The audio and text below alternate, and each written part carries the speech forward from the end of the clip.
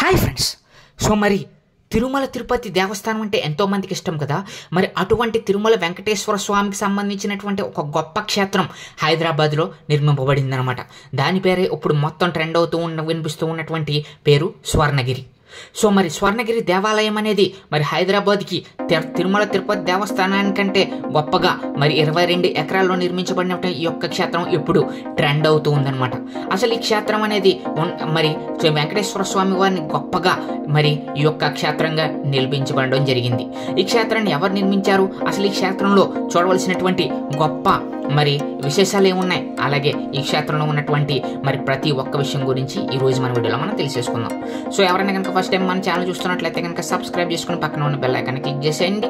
అలాగే ఈ వీడియోని లైక్ చేయండి. మీరు లైక్ చేయడం వల్ల నేను మరిన్ని ఇలాంటి వీడియోస్ అయితే చేయగలుగుతాను. కాబట్టి మా వీడియోని లైక్ చేసి అలాగే మరి వీడియోని స్కిప్ చేయకుండా చివరి వరకు చూడడానికి ట్రై చేయండి. స్వర్ణగిరి శ్రీ వెంకటేశ్వర స్వామి దేవాలయం యాదాద్రి తిరుమల దేవస్థానం, మానేపల్లి హిల్స్, యాదాద్రి భువనగిరి జిల్లా, తెలంగాణ. మరి భువనగిరి జిల్లాకు సంబంధించినటువంటి యాదాద్రి తిరుమల దేవస్థానం వారు ఈ యొక్క ఆలయ నిర్మాణానికి అయితే పూనుకోవడం జరిగిందనమాట. ఈ ఆలయ నిర్మాణానికి శ్రీ శ్రీ శ్రీ తిడండి చిన్నజీయర స్వామి వారు మరి మంగళ శాసనములతో ప్రముఖ వ్యాపారవేత్త అయినటువంటి శ్రీ మానేపల్లి రామారావు వారి ధర్మపత్ని శ్రీమతి విజయలక్ష్మి పుణ్య దంపతులు దివ్య సంకల్పం చేసి వారి కుమారులు శ్రీమాన్ మానేపల్లి మురళీకృష్ణ గారు, మానేపల్లి గోపీకృష్ణ గారి నేతృత్వంలో అత్యంత సుందరంగా ఈ ఆలయాన్ని నిర్మించడం జరిగిందనమాట. సుమారు 22 ఎకరాల ప్రాంగణంలో ఉన్నటువంటి ఈ యొక్క ఆలయాన్ని స్వర్ణగిరిగా నామకరణం అయితే చేయబడింది. కొండ మీద శ్రీ వెంకటేశ్వర స్వామి వారి ఆలయం శ్రీ పంచరాత్ర ఆగమన తెన్నచార్య సంప్రదాయం అనుసరిస్తూ ప్రాచీన శిల్పశాస్త్ర రీతులను అవలంబిస్తూ సువిశాలంగా యాదాద్రి తిరుమల దేవస్థానం పేరుతో ఈ యొక్క ఆలయం అయితే రూపుదిద్దుకుందన్నమాట.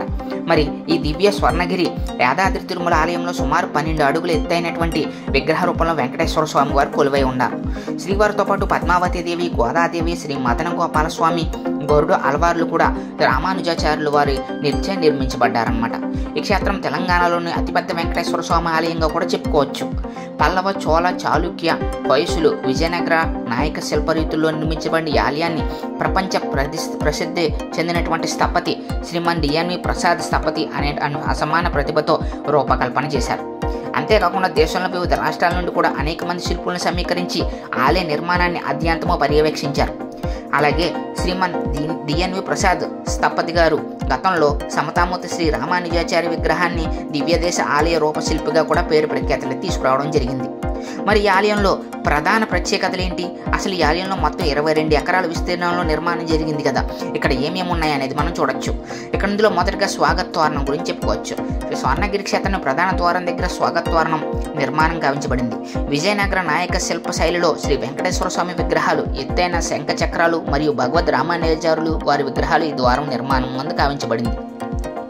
స్వాగత తోరణం నుండి ముందుకు సాగే మార్గానికి రామానుజ మార్గం అని పేరు పెట్టారు.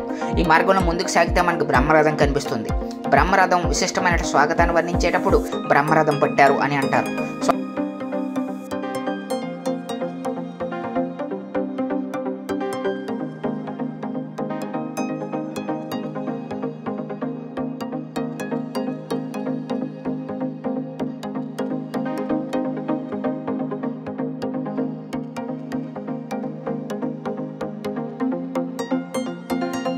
అలాగే ఇక్కడ మనం చూసుకున్నట్లయితే కనుక మరి ఆలయం ముందుకు వచ్చేసరికి ముందుకు వెళ్తే కూడా అక్కడ స్వామివారికి ఆలయ ఎంట్రన్స్ లో శ్రీవారి పాదాలు అయితే ఉంటాయన్నమాట.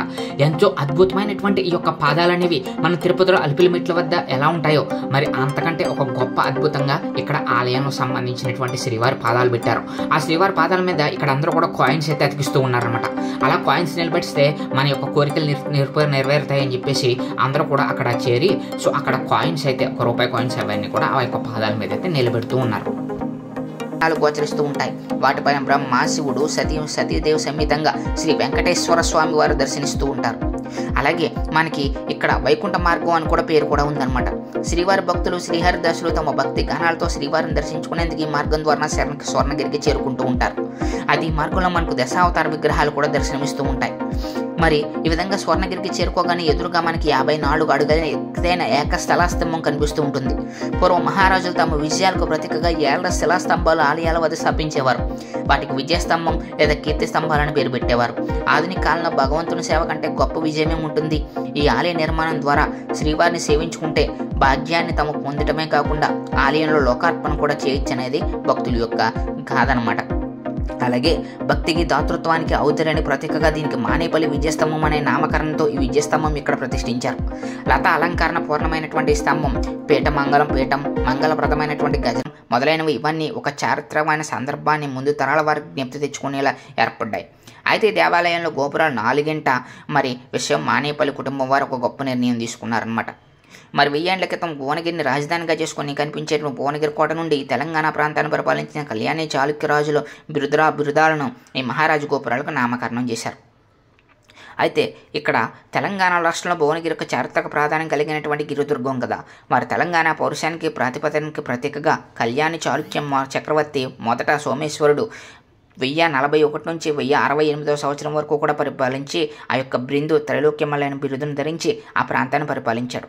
ఆ తర్వాత మరి భువనైకమల్ల అనే బిరుదాంకితుడైన 2వ సోమేశ్వరుడు కూడా ఈ యొక్క ప్రాంతాన్ని పరిపాలించాడు. మరి ఈ యొక్క భువనగిరి కోట కాకతీయులు, ముస్లిం వంశీకులు, రేచర్ల పద్మనాయకులు, కుతుబ్ షాహీలు, ఆజం షాహీలు పాలన చవిచూసింది. ఉమ్మడి ఆంధ్రప్రదేశ్లో ప్రత్యేక రాష్ట్రంగా తెలంగాణ ఏర్పడిన తర్వాత మరి భువనగిరి సుల్తాన్ ప్రాకృతిక అందాల నడుమ సుందరంగా ఉందన్నమాట. ఈ స్వర్ణగిరి క్షేత్రాన్ని స్వామివారు దేవస్థానం మరి భువనగిరి చరిత్రలో మరో మణిపూసగా మరి చెప్పబడుతుంది. మరి ఈ విధంగా ఇక్కడ ఎంతో అద్భుతమైనటువంటి శ్రీ వెంకటేశ్వర స్వామి వారి యొక్క క్షేత్రాన్ని నిర్మించి 22 ఎకరాల్లో శ్రీ చిన్నజీర స్వామి వారి సహాయంతో నిర్మించబడినటువంటి ఈ యొక్క ఆలయం అనేది యాదాద్రి తిరుమలగా గొప్పగా పేరు అయితే తెచ్చుకుంటూ ఉందన్నమాట. మరి ఈ ఇంత గొప్పగా ఉన్నటువంటి ఈ ఆలయానికి మరొక రహస్యం ఏంటంటే కనుక అనంత పద్మనాభ స్వామి వారి యొక్క విగ్రహం అనమాట. కోనేటిలో ఉన్నటువంటి ఈ యొక్క అనంత పద్మనాభ స్వామి వారిని చూసేందుకు వేలాదిగా భక్తులందరూ కూడా తరలి వస్తూ ఉన్నారు. సో మరి కోనేరులో స్వామివారు అద్భుతమైనటువంటి రూపాన్ని చూసి మరి ఆ యొక్క భక్తులందరూ కూడా తమ యొక్క కోరికలు చెప్పుకుంటూ స్వామివారిని దర్శించుకుంటూ ఆనంద భక్తానికి గురవుతున్నారన్నమాట. గొప్ప విగ్రహంగా ఈ యొక్క కోనేటిలో ఉన్నటువంటి స్వామివారిని చూడొచ్చు. అలాగే అక్కడ ఉన్నటువంటి ఆంజనేయ స్వామివారి విగ్రహం కూడా చాలా గొప్పగా ఉంది. అలాగే అక్కడ భక్తుల సన్నిధిలో ఉన్నటువంటి వెంకటేశ్వర స్వామి వారి విగ్రహం కానీ, అలాగే అమ్మవారు ఆండాలమ్మవారు కానీ, గోపాలకృష్ణుడి విగ్రహాలు కానీ ఇవన్నీ కూడా చూడడానికి ఎంతో ఆకర్షణీయంగా, ఎంతో అద్భుతంగా అయితే ఈ యొక్క స్వర్ణగిరి దేవాలయం అయితే ఉందన్నమాట.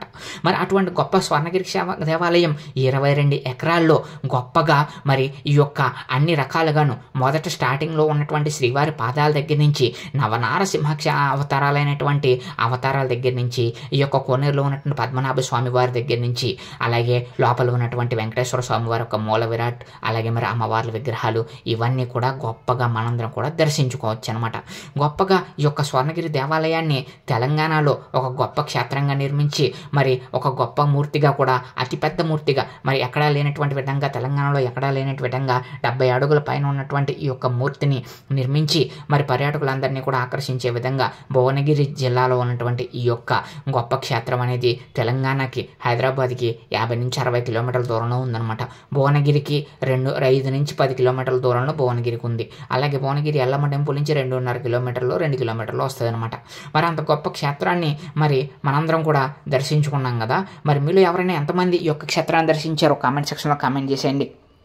మరి ఈ యొక్క గొప్ప క్షేత్రంలో ఉన్నటువంటి విశేషాలు కానీ, ఆలయ నిర్మాణం కానీ, అలాగే ఆలయ గోపురాలు, ఆలయ ధ్వజస్తంభాలు, అలాగే స్వామివారి యొక్క మూర్తి, అలాగే మరి ఆ యొక్క అనంత పద్మనాభ స్వామి యొక్క కోనేరు ఇవన్నీ కూడా ఇప్పుడు ట్రెండ్ అవుతూ ఉందన్నమాట.